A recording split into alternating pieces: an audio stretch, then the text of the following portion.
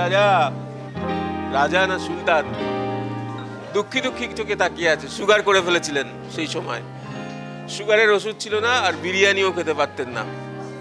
এইবারে বিরিয়ানি এখন যদি থাকতেন আপনি, তাহলে খেতেন সুগার ফ্রি বিরিয়ানি।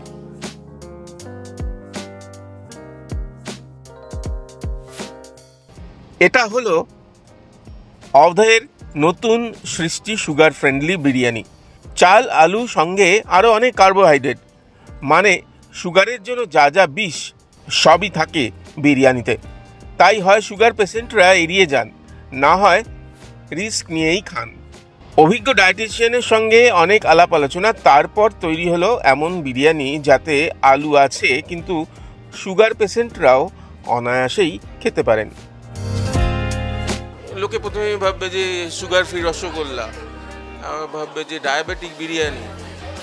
আচ্ছা, তুমি তো একজন খাদ্য রসিক, যদিও তোমারই এটা প্রতিষ্ঠান, তুমি একটু গ্যারান্টি দিয়ে বলো তো যে প্রতিষ্ঠানের ঊর্ধ্বে উঠে বাঙালি হিসেবে যে ডায়াবেটিক বিরিয়ানিটা টেস্ট করে প্রথমত বলি এটা ডায়াবেটিক বিরিয়ানি নয়, এটা ডায়াবেটিক ফ্রেন্ডলি বিরিয়ানি।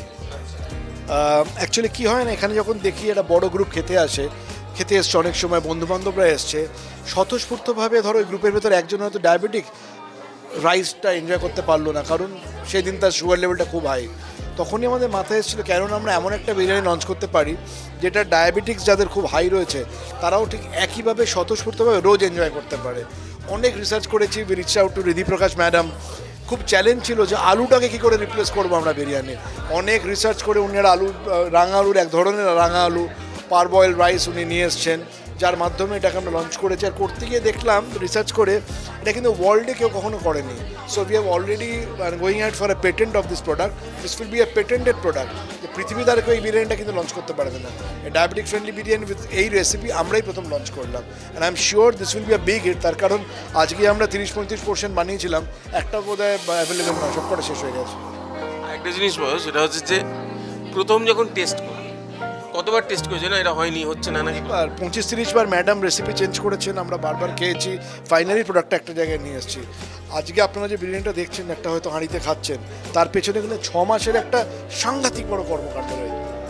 আপনি এটা মানে উইদাউট এনি ফিয়ার ভালো করে আপনি এইরকম ডায়াবেটিক ফ্রেন্ডলি বিরিয়ানিটা খেতে পারেন। আর সার্ভিং সাইজ আমি বলে দিয়েছি কি 250 গ্রামস থেকে 300 গ্রামসের মধ্যে রাখার জন্যে। তো ওর মধ্যে আপনার 100 গ্রামসের মতন তো চিকেনই হয়ে যাচ্ছে, তারপরে একটু রাইস হলো, তারপরে আপনার সুইট পটেটো হলো, তারপরে অন্য রকম স্পাইসেসগুলো।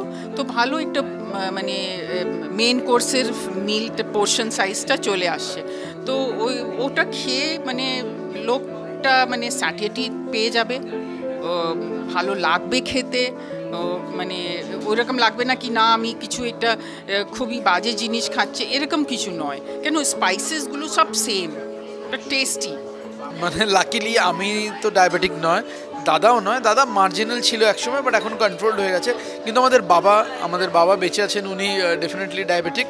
অ্যান্ড আমাদের এটা আমার মনে হয়েছে এরম কোনো পরিবার নেই কলকাতায়, বাঙালিদের পরিবার যেই ফ্যামিলিতে কেউ না কেউ ডায়াবেটিক নয়। হয়তো ইমিডিয়েটলি না থাকতে তাদের কোনো কাজিন, তাদের কোনো বন্ধু, মানে সবার পরিচিত কেউ না কেউ সুগারে আক্রান্ত। অ্যান্ড বিরিয়ানিটা হয়ে গেছে মাছ ভাতের থেকেও প্রিয় বাঙালিদের কাছে। মানে এটাই হয়ে গেছে আজকে বাঙালির মাছ ভাত বিরিয়ানি।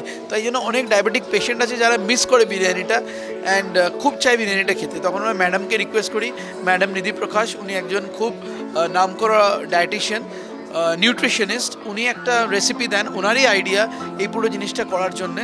আমরা জাস্ট এটা পরিবেশন করছি, উনি এটা সাজিয়ে দিয়েছেন। অ্যান্ড আশা করি আপনাদের যখন এইটা খাবেন, যারা ডায়াবেটিক এই বিরিয়ানিটা খাবেন, তাহলে একটুও কোথাও যেন মনে হবে না যে কোনটা ডায়াবেটিক আর কোনটা নন ডায়াবেটিক, সে টেস্টটার কোনো পার্থক্য মনে হবে না।